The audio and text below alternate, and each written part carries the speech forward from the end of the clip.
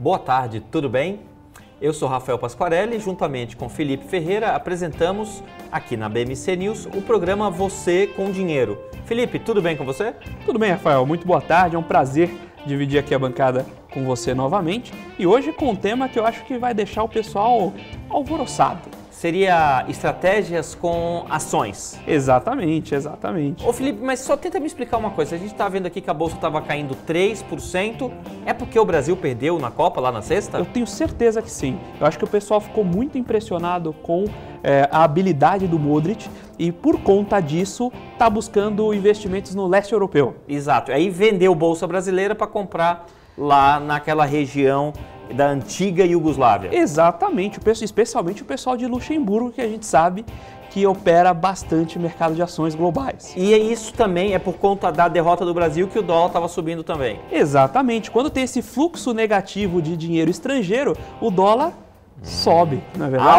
Aula. Felipe, quais são as principais estratégias que podem ser usadas para quem opera com ações? Mas, por favor, Felipe, sem aquela resposta clássica que você tem que comprar na baixa e vender na alta. Não, comprar na baixa e vender na alta é uma excelente estratégia. O único problema é que geralmente a gente não sabe quando é a baixa e quando é a alta. E o que a gente tem do programa de hoje não é naturalmente uma recomendação de compra de uma ação, pessoal da CVM, forte abraço, mas nós estamos aqui para justamente debater estratégias que tentam fugir a essas pequenas oscilações e que mantenham uma tática robusta, né, das pequenas operações do diário não, mas o intra-anual, né, que a gente está falando de investimento de longo prazo aqui, justamente para proteger essas pequenas oscilações e você não precisar se preocupar tanto com acertar o olho da mosca. Então, quais são essas estratégias? Ou melhor do que isso, que a gente vai passar uma por uma delas aqui, acho que a gente consegue pontuar melhor quando for discuti-las. Mas o grande conceito que nós temos aqui é capturar ineficiências consistentes de mercado, né? Então, aproveitar lacunas que por N questões, ora psicológicas, ora de construção do mercado, ora oscilações mecânicas. Por conta dessas lacunas, nós consigamos estratégias que no longo prazo tendem a ser vencedoras ou a impor um prêmio sobre o mercado. E uma coisa que a gente também vai discutir é que nem sempre essas estratégias que são vencedoras são robustas, por exemplo, para o mercado brasileiro. Elas podem ter premissas que valem para outros mercados e não valem para os nossos. E aí, pessoal, nós estamos aqui para oferecer conteúdo, mas vale cada um de vocês construir a sua estratégia, o seu backtest. Então, o que a gente vai fazer daqui a pouco, Felipe, é um backtesting a partir de algumas ideias. Mas esse backtesting não pode ser, digamos assim, profeta do passado. Eu quero dizer o seguinte, eu tenho que tomar minhas decisões de investimento, considerando o backtesting, mas sem saber o que vai acontecer depois. Mas a gente já tinha essa informação, isto é, se eu montar uma carteira agora, usando uma regra, e montar uma carteira em 31/12 de 2012, eu não posso levar em consideração o que aconteceu em 2013. Exatamente. Eu só poderia usar as informações existentes em 31/12 de 2012. Exatamente. Você precisa, para fazer um bom backtest, você precisa conseguir simular as condições de tomada de decisão naquele momento. Um aluno me perguntou, hoje inclusive, sobre fazer o backtest de uma estratégia macro, de um fundo multimercado macro. Isso é muito difícil, né? Como é que você vai simular seu ambiente de tomada de decisão, suas perspectivas para o futuro do passado? É muito difícil, você já sabe o que aconteceu nos últimos 5 anos, você já sabe que teria uma pandemia, você já sabe que teria troca de presidente, então é muito difícil simular a tomada de decisão macro e fazer um backtest. Por isso que, às vezes, até a estratégia macro é criticada, e gestores são criticados por serem muito personalistas, né? Agora, quando você pensa em estratégias objetivas de ações, aí sim é possível e é um pouco do que a gente pretende fazer aqui hoje. Vamos lá, se a gente conseguir mostrar aqui a minha tela, a gente vai ser capaz de mostrar para os nossos telespectadores, os internautas e quem assistir depois, qual foi o raciocínio. O primeiro raciocínio que vocês estão vendo aqui na tela é o seguinte: eu estou buscando todas as empresas do Ibovespa, da Bovespa, perdão, não do Ibovespa, da Bolsa inteira. Da Bolsa inteira. E estou pegando as 10 maiores com dividend yields. dos últimos 252 dias. O que isso significa? Estão me falando aqui no ponto que tem uns 10 anos que não chama mais Bovespa, acho que é B3, não é isso? B3. Desculpa, Felipe, desculpa. Depois eu pego na curva, mas tudo bem. Então, imagine que eu pegue todas as empresas listadas na B3 e as ordene de maneira descendente, ou seja, o maior dividend yield para o menor dividend yield e só vou aproveitar as 10 primeiras posições. Perfeito. É isso. E de restrição eu não pus nada, ou seja, não pus sequer restrição de volume. Perfeito. Então você está pegando de todas as empresas negociadas em cada ponto, aquelas que tiveram os 10 os 10 maiores dividend yields, não é isso? Exato. Perfeito. E aí, olha o que o Condinheiro mostrou. Ele falou o seguinte, ó, lá em 2012, comecei em 2012. Lá em 2012, as 10 empresas com maior dividend yield eram essas daqui. Pô, só dá aqui empresa elétrica, geração de energia elétrica, essa companhia Aliança de Seguros da Bahia e assim por diante. Aí em 2013, repete o raciocínio. Então tem Pine, Eletrobras, Telefônica. Ah, mas eu não gosto de Pine. Cara, o algoritmo aqui, ele é sistemático. Você pôs a regra, ele devolveu as empresas com maior dividend yield. Repete para 2013, repete para 2014, repete para 2015, repete 2016, 2017, até hoje. Até hoje. E para cada ano você monta uma carteira de peso igual com cada uma dessas 10 ações selecionadas por ano. E agora vamos ver como elas desempenharam. Felipe, você consegue explicar aqui esse desenho com a estratégia dividendos versus Ibov? A estratégia de dividendos dá uma esticada aí nos últimos tempos. Mas o que é a estratégia de dividendos? Foi justamente o que a gente acabou de montar. Exatamente, muito bem. O que é importante de a gente considerar numa estratégia de dividendos? Existe uma conversa até diria bastante maluca, de que, olha, você compra a ação no último dia com e vende, no dia seguinte você coloca o dinheiro do dividendo. Pessoal, isso é furada. Não é isso que é a estratégia de dividendos. O que importa realmente numa estratégia de dividendos, também tem uma outra conversa que eu também não concordo, de que, olha, mas quando você tem dividendos, você continua com as ações, então aquele dinheiro entra para o seu bolso, você continua com papel. Também não faz sentido, também não faz sentido. O que realmente importa numa estratégia de dividendos primeiro, é uma validação da capacidade de a empresa pagar dividendos, né? Que tem uma sinalização negativa, sim, de que ela não tem outros projetos para investir, mas carrega uma sinalização muito positiva que ela gera caixa o suficiente para manter o investimento dos seus projetos e distribuir parte desses recursos. Então, investir em empresas que pagam bons dividendos tem uma sinalização positiva. Fora isso, ela garante renda recorrente. Por que isso é importante? Pelo chamado efeito clientela. O efeito clientela é justamente, para investidores que estão aposentados, usam essa renda para pagar, por exemplo, suas despesas recorrentes, é muito importante ter esse fluxo recorrente para você não ter que vender a ação em momentos críticos.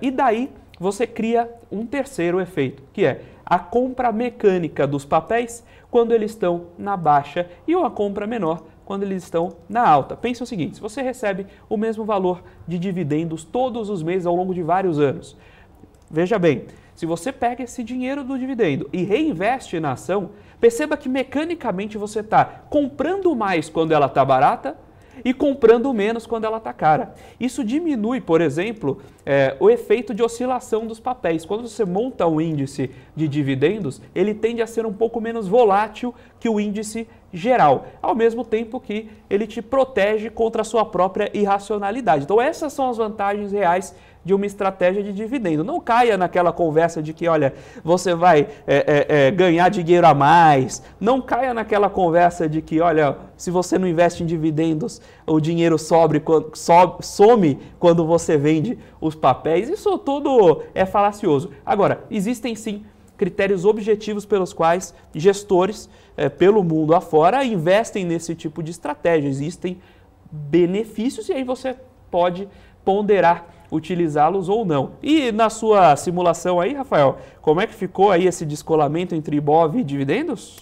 Olha, Felipe, enquanto você estava fazendo o seu discurso teórico, eu estava aqui na prática, simulando no Com Dinheiro, mais outra restrição além daquela que você pôs. Quer dizer, você não pôs restrição nenhuma. Não. Então eu acrescentei na restrição para escolher os papéis que os papéis tinham que ter volume diário acima de 5 milhões. Perfeito. Porque eu estou supondo, vamos supor que o nosso espectador vai querer pôr muitos milhões. Como é que você vai entrar no papel se não tiver uma restrição dessa? Se não tiver uma restrição dessa. Então, o que eu acrescentei? Eu acrescentei a restrição que o volume médio, ou seja, anualmente eu vou escolher os papéis com maior dividend yields. Perfeito. Só que agora eu vou escolher apenas aqueles papéis que tenham mais de 5 milhões, 5E6, notação científica aqui, que equivale a 5 milhões, mais de 5 milhões de volume médio nos últimos 30 dias em cada momento que eu faço a realocação da carteira. Então, comecei a carteira em 2012, 2013, 2014 e assim por diante até 2022. E o Felipe não tinha colocado restrição de volume de papel. Então, poderia entrar lá uns papéis que, na prática, quando você fosse comprar, você ia ter dificuldade porque não ia ter volume. Exato. Beleza. A minha carteira, Felipe, eu confesso que ficou pior que a sua. Então, olhem para isso aqui. A carteira do Felipe é a carteira azul, que rendeu 351%, rendeu 251%. Por que 251? O pessoal deve estar olhando, mas está escrito 351. 351 é o número índice, como se eu partisse de R$100. Ou seja, você investiu R$100 lá há 10 anos, você teria R$351 hoje. Vou mudar aqui para retorno acumulado, para a gente não ter que ficar fazendo esse tipo de raciocínio. Então, agora, partir de retorno acumulado, partir do zero, e agora tem aquele 200, em algum lugar aqui vai ter o 200 não sei quanto. Então, o que acontece? A carteira do Felipe rendeu 240% desde o início, só usando como critério os 10 maiores dividend yields de todos os papéis da B3. Perfeito. A estratégia de dividendos 2 que vocês estão vendo na tela, eu coloquei uma restrição adicional. Só selecione papéis com mais de 5 milhões de reais de volume nos últimos 30 dias. E em verde, esse verde abacate, você está vendo o desempenho do Bovespa. Você compreendeu? Sim. Então, já dá para concluir que essa estratégia de dividendos, pela regra que a gente montou, foi vencedora? Foi sim. Foi sim. Será é aí, outro problema. Aí, a gente é professor, né, Felipe? A gente não está aqui. Se a gente soubesse fazer tudo direitinho, a gente estava fazendo, não estava falando aqui? Exato. Pessoal, se você montar um fundo com investimentos em ações de dividendos, por causa do programa de hoje, e ganhar muito dinheiro com isso, não se esqueça da gente.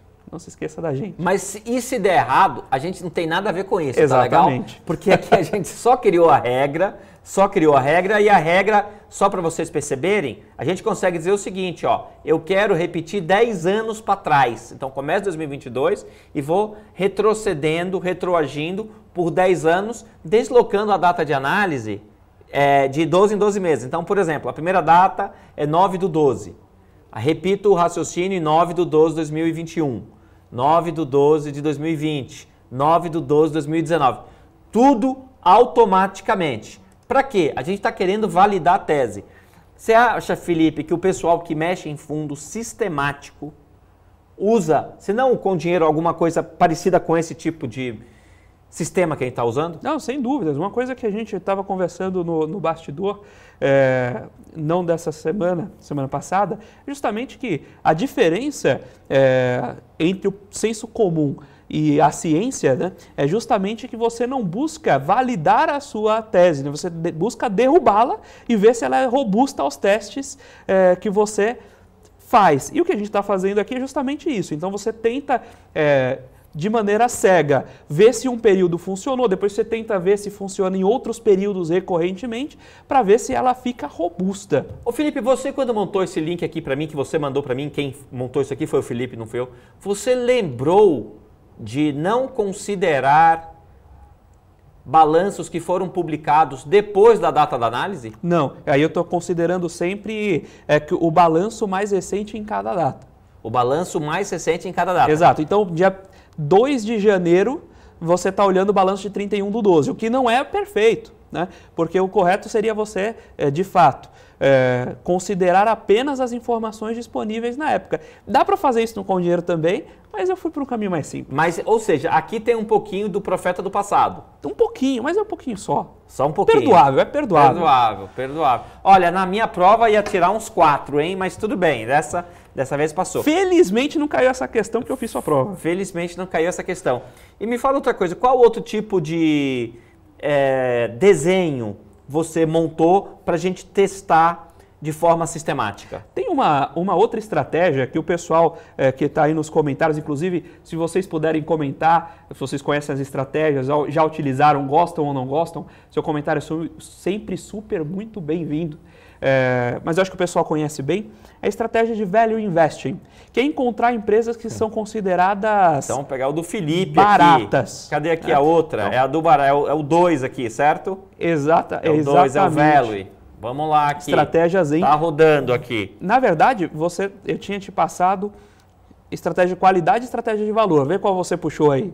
Eu acho que eu não puxei nenhuma das duas, você compreendeu? Deixa eu entrar aqui de novo. Fica à vontade, mas... Deixa eu puxar aqui, aí depois vocês publicam para o pessoal não ver aqui que eu estou apanhando aqui no computador. Mas vamos lá. Ok, mas então, a qualidade. Já peguei aqui qualidade. Qual é a ideia do fator de qualidade? Você encontrar empresas que consigam outperformar, né, superar a performance do seu setor. E qual o indicador comumente utilizado para esse tipo de estratégia? O ROE. Você pode usar, a gente está trazendo alguns formatos aqui, mas você pode explorar o conceito a partir de outras variáveis. Então você poderia, a exemplo, utilizar margem líquida, margem bruta, margem EBITDA do setor. Aqui a gente vai usar o ROE justamente para ver as empresas que, dentre as negociadas em bolsa, apresentam um ROE destacado, né? E a ideia é que essas empresas que têm um ROE destacado consigam reinvestir e sejam eficientes na escolha dos seus investimentos recorrentemente. Já tenho aqui os dados. Mostra os dados aí pra gente, pessoal. Coloca aí os dados, Rafael, na tela, que agora eu tô ansioso. Olha aqui, você tá ansioso, mas eu acho que não veio legal esse primeiro pedaço aqui, ó. Porque eu rodei o IBOV. Puxa só para os anos que ele funcionou. Só que ele funcionou. Então é de 2012 até aqui. Qual que é a ideia, então, né? Que você consiga, a partir dessas empresas de melhor qualidade, dessas empresas que conseguem performar melhor Felipe, do que a maioria, você conseguiria uma carteira mais resiliente a crises e, ao mesmo tempo, que no longo prazo apresente uma performance excedente. Vamos lá, o que o Felipe pensou aqui? Porque quem montou isso aqui não fui eu. Quem montou é o Felipe, eu só estou mostrando. Para começar, ele só buscou empresas com lucro líquido maior que zero. Justo, porque tem empresa com... Você não tem aquele caso do aluno que você pediu um trabalho de empresas com ROE elevado e o aluno trouxe uma... Eu ia falar o nome da empresa, não vou falar não. Não, mas eu falo, ele pegou a MMX e ela estava com prejuízo, então ela tinha um PL negativo, PL menor que zero, PL passiva descoberto, como queira, e tinha um lucro que era menor que zero. Então menos com menos dá mais, aí o ROE dava maior. Gigantesco. E era o maior ROE da bolsa naquela data, e eu tive que premiar o aluno que trouxe a empresa com o maior ROE. Ele acertou naquilo que eu pedi, mas, sob o ponto de vista prático, foi um desastre a escolha do aluno. Mas tudo bem, ele não teve culpa. Eu que passei a regra para ele e ele trouxe a empresa com o maior ROE. Então, o que vocês estão vendo aqui é a mesma consulta de antes, só que agora a gente está ordenando por ROE maior que zero. Desculpa, ROE decrescente, ou seja, vamos pegar as empresas, todas as empresas estão na bolsa, e ordenar de maneira decrescente por ROE e pegue as 10 primeiras, as 10 empresas com maior ROE. Repita esse raciocínio dos últimos 10 anos. Monte uma série de dados. Foi o que eu fiz aqui. Mas, Felipe, esse aqui bateu na trave, hein? Porque ele ganhou, assim, ganhou nos pênaltis esse aqui, hein? Ganhou nos pênaltis. Ele basicamente empatou com o desempenho do Ibovespa nesse período. O que a gente consegue, inclusive, ver é que ele teve um bom período andando de lado ali, né? Ele teve embora o resultado no prazo fechado tenha sido semelhante, o comportamento dos dois índices foi diferente. E a gente poderia aproveitar essa janela também para criar algumas outras hipóteses de quando uma estratégia funciona bem ou não. Agora, toda a estratégia vai funcionar sempre, né?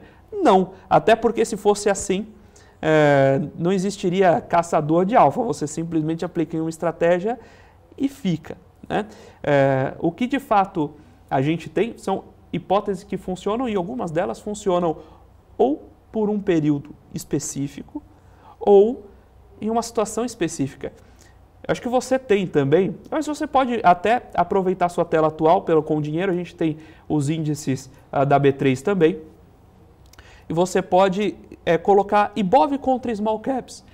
Rafael, o que a teoria... SMLL, é isso? SMLL contra IBOV. Rafael, o que a teoria diz entre empresas pequenas e grandes na Bolsa? A gente deveria ter uma taxa de desconto para as empresas menores maior. Logo, eu esperaria um retorno maior. Agora, se isso vai acontecer ou não, são outros 500. exatamente. O que acontece aí na sua análise? Na minha análise aqui, o small, ele deixou a desejar. Deixou a desejar. Na janela que a gente está estudando. Mas você consegue simular várias janelas, né? E mesmo pelo comportamento do gráfico, você consegue ter uma perspectiva de se esse comportamento foi pontual, como a gente viu no gráfico anterior, né? Que a performance da estratégia de qualidade ela foi flat por muito tempo e despontou nos tempos recentes. Quando você vê esse gráfico, eles têm comportamentos muito parecidos, né? O que eu estou vendo aqui, Felipe, é que o small começou muito mal, depois ele melhorou pra caramba e depois devolveu tudo. Ou seja, a gente aparentemente tem uma oscilação até um pouco maior, acho que depois a gente poderia brincar um pouco com o gráfico de dispersão, risco e retorno também, mas essencialmente não dá para cravar como era o esperado numa janela substancial, 10 anos, que o papel menor, né, o papel de small cap, teve uma performance excedente, que é o previsto pelo estudo de Fama-Friend, não é isso? Estudo de 3 fatores de Fama-Friend, é isso? 3 fatores de Fama-Friend. Mas, ô Felipe, estão me pedindo aqui para eu entrar no comercial, mas você quer ou não quer que eu coloque aqui o CDI aqui nessa comparação ou deixa para lá? Não vamos fazer uma coisa dessa, Rafael. Nós estamos aqui falando de estratégia de ações hoje, não vamos machucar as estratégias de ações, batendo inclusive no CAPM. Né? Vamos fazer o seguinte, vamos fazer o intervalo e na volta eu prometo rapidinho mostrar aqui o CDI, enquanto o Felipe estiver olhando ali para a esquerda, eu mostro o CDI frente a essas estratégias. Até daqui a pouco.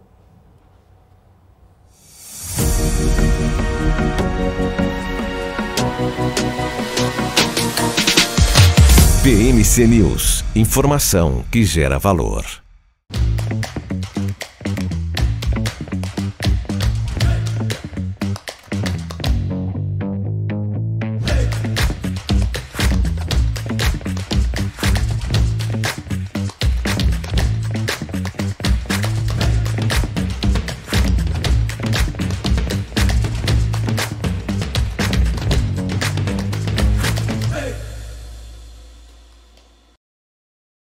As empresas que fazem parte do seu dia a dia estão em uma das maiores bolsas do mundo, a Nasdaq. E a boa notícia é que você pode investir nessas empresas diretamente pela Avenue, sua corretora nos Estados Unidos. Com os dados das ações dos Estados Unidos fornecidos pela Nasdaq em tempo real, o cliente Avenue pode acessar diretamente as maiores bolsas do mercado americano. Entre neste mercado de tecnologia e inovação. Acesse avenue.com.br/Nasdaq e seja bem-vindo ao mercado global.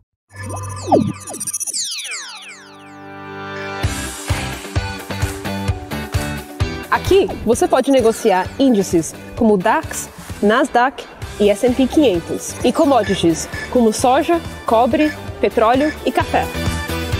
Além de ações e ADRs das maiores empresas do mundo, como a BMW, Google, Apple, Netflix e Disney.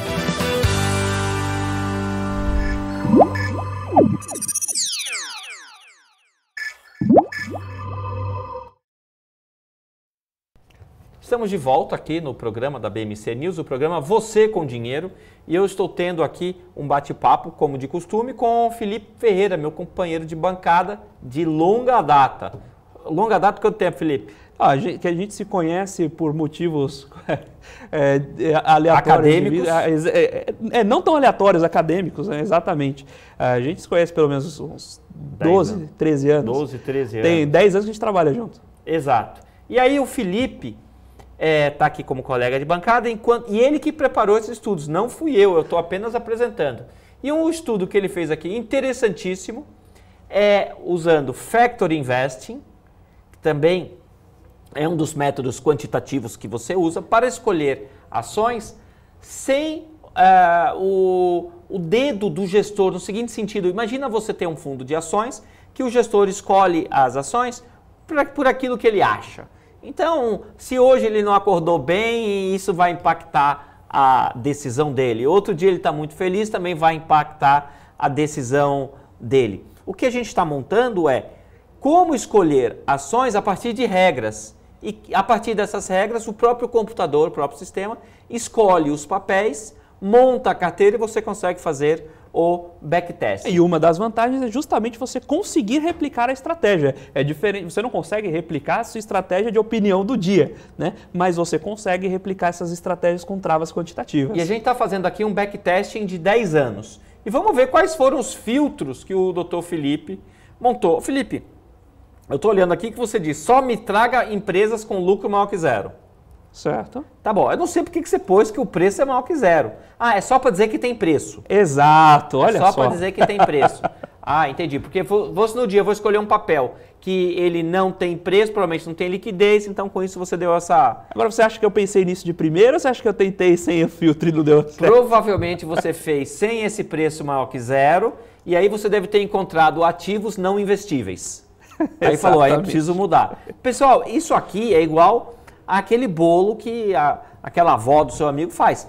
Tem lá um temperinho que se você fizer exatamente como ela disse, não vai funcionar porque o segredo ela não conta. Aqui a gente está colocando as principais regras. E agora, como é que eu ordenei isso? Eu ordenei pelo índice preço-lucro. Então, eu estou pegando o seguinte, índice preço-lucro ascendente, é isso? Então, estou pegando as empresas com os menores preço-lucro, que é esse IPL aqui, estou pegando as 10 empresas com o menor preço-lucro. Mas, puxa vida, esse preço-lucro aqui não poderia vir um preço-lucro negativo por essa sua conta aqui, Felipe? O lucro tem que ser positivo, certo? Se o lucro é positivo, você tem razão. Se o lucro é positivo, só vai vir índice preço-lucro Naturalmente eu pensei nisso de primeira. Nunca primeira. Cometeria esse erro. Esse equívoco. E que rufem os tambores. Olhem o resultado dessa estratégia. Essa é uma estratégia o quê, Felipe? É de momentum? É de que isso aqui, essa estratégia que você usou? Usualmente, esse tipo de estratégia é atribuído à caderneta do Value Investing, ou seja, buscar empresas que estão baratas a partir de indicadores fundamentalistas, né? Naturalmente, você tem outras versões, você pode usar EV/EBITDA, né, desconsiderar um pouco a alavancagem da empresa, você pode compor indicadores, mas para o nosso experimento aqui eu trouxe o índice preço-lucro, que para o investidor comum é o que deve pesar mais. Ou seja, em 10 anos, eu estou fazendo aqui uma análise de... Não está 10 anos aqui não, peraí. Isso aqui, vamos ver. Acho que está 5 anos, até está 5 anos. Vamos fazer 10... Não sei, não vale passar uma janela sob medida aqui. Não, mas acho que para períodos mais longos, por causa do índice preço-lucro, você pode ter algum ruído. Tá, deixa quantos anos aqui então? Aí deve ter 3 anos, tenta 5 anos. Ah, não, aqui já está, aqui está... Está 5 anos? Peraí, deixa eu ver aqui. Não, aqui está 3 anos. Puxa para 5 anos. Então vamos puxar para 5 anos e ver como é. Também não vale montar uma janela que a sua tese dá certo, né? Não, isso aí não vale. Aí isso aí é... Bom, mudamos a janela e qual a performance agora? Ficou... Ou seja, nesses 5 anos a Bolsa subiu 54% e essa estratégia subiu 316%. Felipe, eu não resisto. Peraí, CDI aqui. Peraí. Pode colocar o CDI, agora eu deixo. Pode colocar o CDI, pode colocar S&P 500. Nossa, pode colocar Russell 1000. Ganhou. Pode colocar o que você quiser. Agora é o seguinte, alguém poderia criticar que só o preço maior que zero talvez não tenha liquidez do papel. E se eu fizer assim, ENS, volume médio, quem faz na hora, hein? Quem sabe faz na hora. Vamos pegar um volume médio de quantos meses? 3 meses? Pode ser. 3 meses, eu quero um volume médio nos últimos 3 meses maior que 5 milhões. O que eu quero dizer? Só me traga empresas com lucro maior que zero, volume papel com volume maior que 5 milhões, ordene de maneira ascendente pelo índice preço-lucro. Esse IPL aqui, pessoal, que vocês estão vendo, nada mais é que o índice preço-lucro, ponto. e eu quero de maneira ascendente. E eu quero comparar com o seu resultado anterior. Então eu vou mudar aqui o nome da variável. Vai ser estratégia Value Investing 2. Perfeito. E aí, quanto tempo vai demorar para rodar isso aqui, Felipe? O que você acha? Deve levar uns segundinhos. Um segundinho. Então, Mas enquanto roda, o pessoal que está assistindo a gente pode aproveitar para deixar o seu like, Exato. deixar a sua inscrição na página da BMC. Com certeza. Né? E deixar os seus comentários, suas dúvidas. Eu vi que alguém perguntou se daria para montar um ranking desse usando o Sharpe. Tem alguns comentários sobre isso, acho que vale a pena a gente passar depois, mas deixe também seu comentário, sua sugestão, ela é muito importante para nós e naturalmente, se você perdeu algum dos programas anteriores, a gente tem a trilha, volte lá e veja os programas anteriores. É sempre muito bacana receber o retorno de vocês e muito obrigado, Helder. Muito obrigado pela sua consideração, que meus probióticos estão em dias. E eu quero dizer o seguinte, nunca antes na história desse país, alguém mostrou Factor Investing ao vivo. Ao vivo? Jamais! Ao vivo. Perceba o seguinte, eu estou esperando aquele terminar de rodar e assim que ele terminar de rodar, a gente vai ver o comparativo com mais uma quebra, que é o seguinte, olha, eu só quero papéis com volume acima de 5 milhões por dia de volume médio nos últimos... deixa eu ver quanto tempo eu pus aqui de volume. Deixa eu ver aqui. Nos últimos 3 meses. Opa, rodou. Né? Não rodou não, tá rodando aqui. Então, enquanto ele roda, Felipe, eu estava conversando aqui com o Felipe, agora ele terminou de rodar, ficaria bem mais legal se a gente fizesse um estudo não usando lucro, usando a métrica fluxo de caixa. Podemos fazer também. Sabe que não sei se Olha o José Elias, legal, não sei se você aqui, está assistindo a gente. José Elias, forte abraço lá, professor da UFES, Federal do Espírito Santo. Ele gosta muito de métricas com fluxo de caixa. Ele ia ficar feliz de ver esse teste. Felipe, como que você analisa essa nova série que eu criei, diferentemente da sua, que apenas considerava que o papel tivesse negociação no dia, mesmo que fosse um papel, eu coloquei agora... O volume tem que ser acima de 5 milhões por dia. E é o gráfico vermelho que vocês estão olhando. Quais considerações, Felipe, você conseguiria tecer sobre esses resultados? Você teve um resultado parecido no longo prazo, até com menos oscilação, né? Porque é normal, as ações com menos volume, elas acabam oscilando mais, você tem mais chance de tomar uma invertida e tudo. Mas, de toda forma, a gente continua tendo um resultado excepcional. Felipe, ainda daria para você colocar aqui o seguinte, outro indicador relacionado a risco. Por exemplo, eu só quero papéis com beta menor que 0,8. Por que eu poderia querer só papéis com beta menor que 0,8? Você vai forçar o risco da carteira para baixo. Eu vou forçar o risco. Vamos pegar um beta dos últimos 12 meses menor que 0,8. Estão vendo aqui? Na hora. E eu vou chamar isso aqui de... vamos criar uma série de número 3. E aí, enquanto ele está rodando, ele está fazendo todo o backtest, o que ele está fazendo? Ele está buscando todas as empresas da Bolsa, eu tinha falado do Bovespa, o Felipe aqui me corrigiu, da B3, dos últimos 10 anos, rebalanceando anualmente, buscando as empresas com menor índice preço-lucro, porque num conceito de value investing, seriam empresas baratas, não é isso? Exato. Mas não tem o dedo do gestor. Essa é barata, mas eu não quero, porque... Não tem. É algo automático, sistemático, não tem o modo gestor aqui. O modo gestor pode ser problema, não pode, Felipe? Sem sombra de dúvida, até o medo do gestor.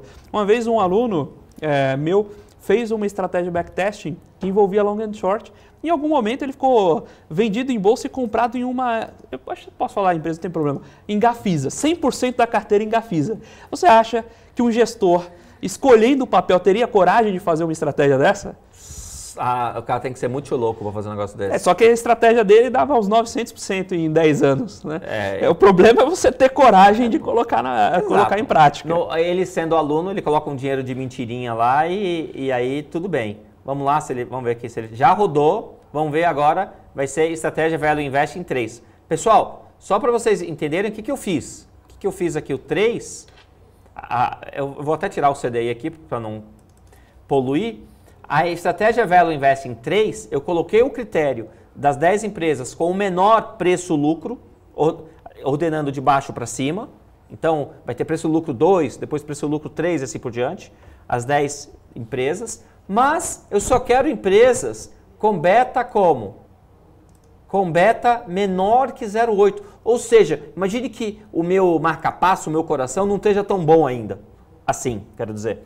Então eu não aguento tanta oscilação. Então eu coloco lá uma formulinha para o beta ser menor que 0,8. E aí, onde ficou aqui, Felipe? O Value Investing 3 ficou a curva verdinha. Pessoal, isso é lindo, pessoal. Isso aqui, tenho vontade de chorar, porque a teoria financeira funciona. Você está vendo aqui o seguinte, que olha a volatilidade da curva verde. Não, joga isso para a curva de volatilidade. Vamos ver como ficam essas quatro carteiras. Olha para isso aqui. Tudo bem, você tomou um pênalti em retorno, certo, Sem Felipe? dúvida. Você tomou um pênalti em retorno. Você está falando naquela ferramenta de risco, risco, volatilidade e correlações. Então eu só vou pegar esses caras daqui, Ctrl C, vou entrar aqui em risco, essa ferramenta aqui, certo, Felipe? Isso. E aí, roda. Vamos ver as estratégias 1, 2 e 3. Olha para onde foi. Peraí, vamos pegar. Muito bom, isso é muito bom. Não, ficou aqui negativo porque eu estou pegando uma janela que não é adequada. Vamos pegar desde 2012 aqui. Desde 2012. Né? Desde 2012. Ela está mais antiga, 7/12/2012, 19/12/2012. E aí, o que a gente percebe aqui? É que tem um cara aqui muito mais arriscado, né? Que é a estratégia que inclui todo mundo. Que inclui todo mundo. Deixa eu tirar esse cara, que essa aqui é a estratégia da vida louca, certo? Certo. Essa aqui é a estratégia da vida louca. E é a velha. Vamos tirar aqui e rodar de novo para ver como é que fica com a escala do gráfico. Vamos lá. É isso aqui. Nesse período, a 3, como a gente esperava, tem a menor volatilidade. E olha que legal, então você consegue compor uma carteira com retorno maior e volatilidade menor que o Ibov. Olha que legal isso aqui. Você montou uma carteira, que é essa 2 aqui, que é a estratégia de Value Investing 3, com uma volatilidade. Tá vendo? A volatilidade, para quem estiver nos acompanhando, você lê no eixo horizontal. Então, no eixo horizontal, você está vendo que essa estratégia de Value Investing teve um retorno menor, teve um risco menor que o do Ibovespa e um retorno sem ser profeta do passado. Exato. Né? Não vale aqui ser profeta do passado. Isso aqui foi um teste, um backtesting, você compreendeu? E nesse backtesting a gente só usava as informações que a gente tinha no momento. Eu não peguei as empresas que eu já sabia que iam render mais, aí não vale, isso aí é gol de mão. Se bem que exemplos futebolísticos hoje no Brasil não tá bom, não. Não. Tira essa história do gol de mão. É por isso que a bolsa está caindo. É por isso que a bolsa está caindo e o dólar está subindo por conta do resultado. É por conta de sexta-tarde. Sem sombra de dúvidas. Inclusive, só para repassar, quem chegou um pouquinho depois, o que a gente está fazendo?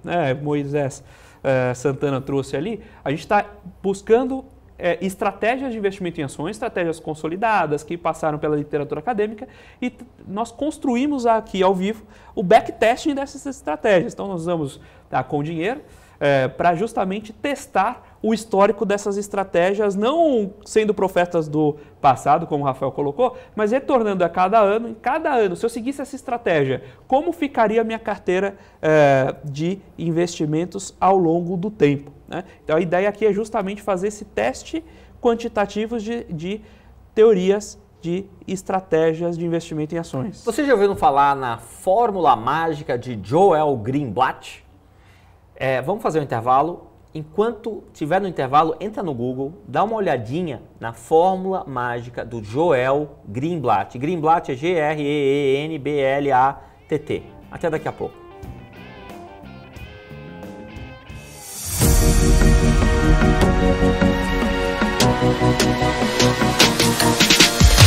PMC News. Informação que gera valor.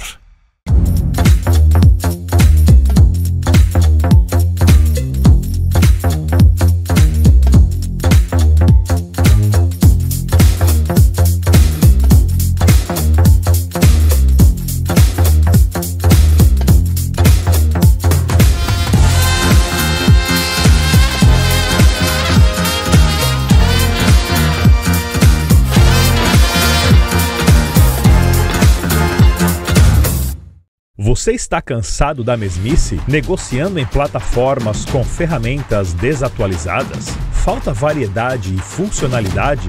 Aproveite nossa grande seleção de ferramentas de trade, baixas taxas de negociação, suporte em português 24 horas por dia, com mais de 200 criptomoedas disponíveis para trade e a facilidade de depósitos com Pix. Aproveite o futuro agora. Bybit. Abra sua conta hoje mesmo. Bybit.com.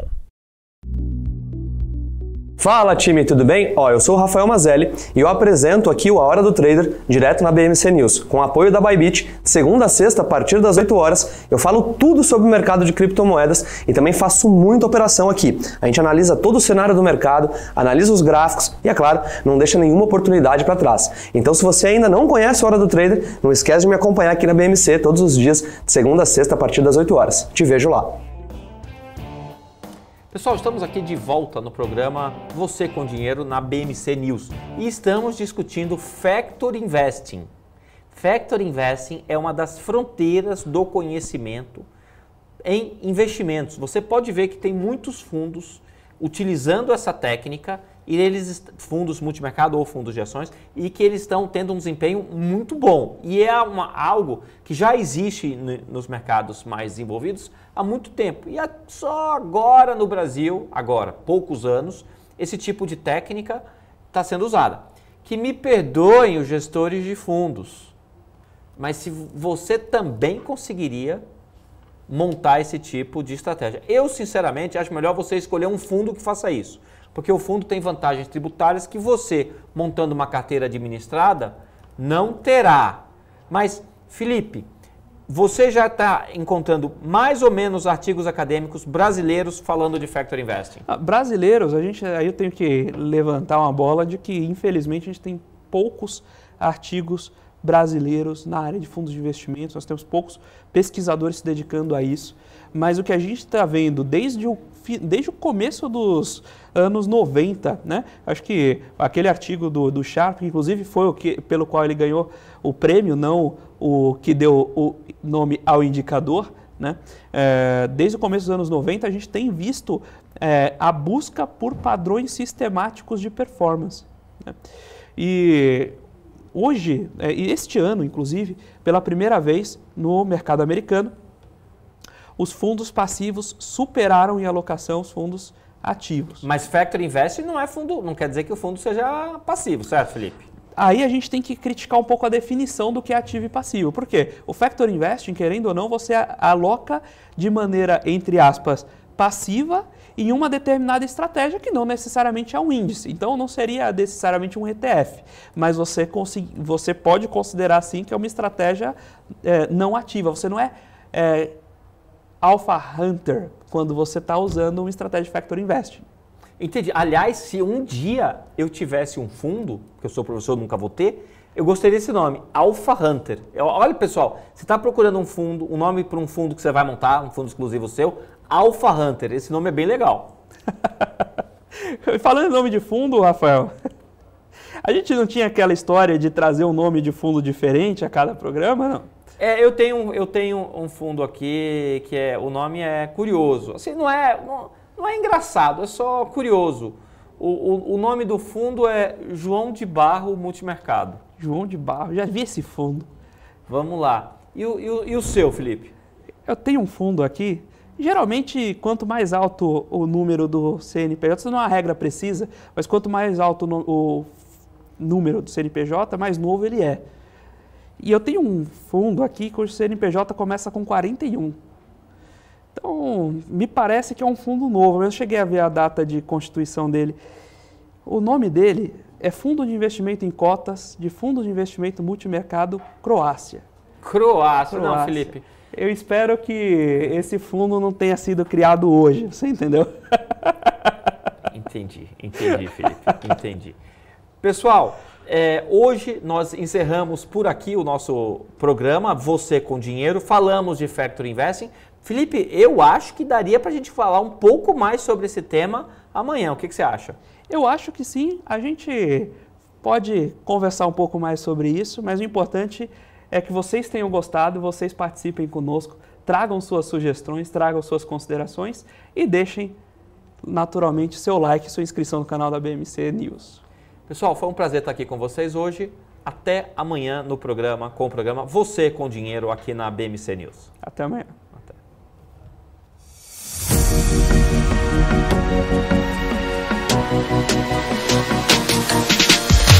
BMC News, informação que gera valor.